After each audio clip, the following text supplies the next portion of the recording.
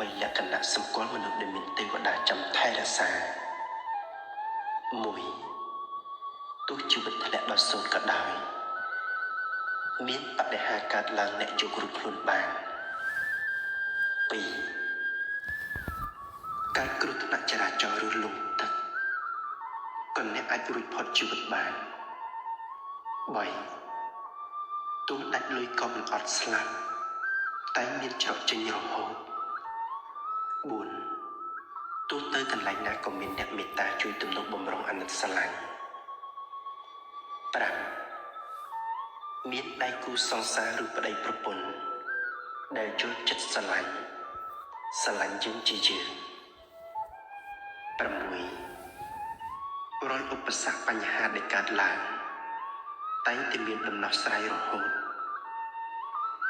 7មានញាណអាចដឹងមុននៅហេតុការណ៍ខ្លះដែលកើតឡើងដល់អ្នក